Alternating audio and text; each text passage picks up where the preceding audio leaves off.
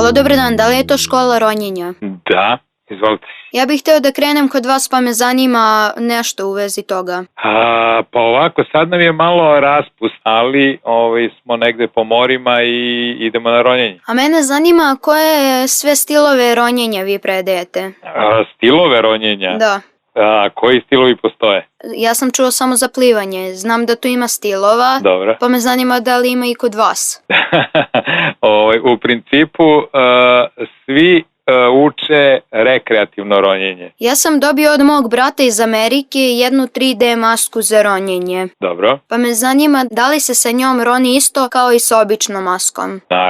Naravno, maska služi da se gleda pod vodom. Moj brat kaže da su te naočare za gledanje nekih posebnih riba, jarkih boja koji ne mogu da se vide golim okom.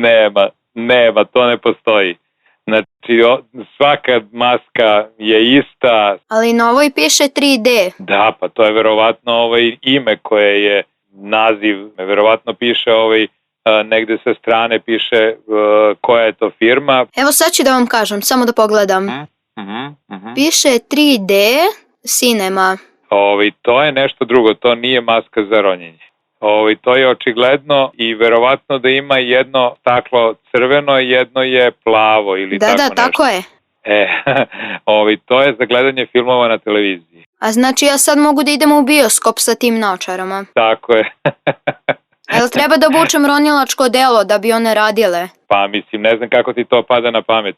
Verovatno treba da obučeš i odelo, i peraja, i masku, i sve, i da staviš i botu. Uz osmeh život dobro zvuči. Radio S. Prijatelj malog Marka na Radio S. C-vitana za obične superheroje. Vitaminka.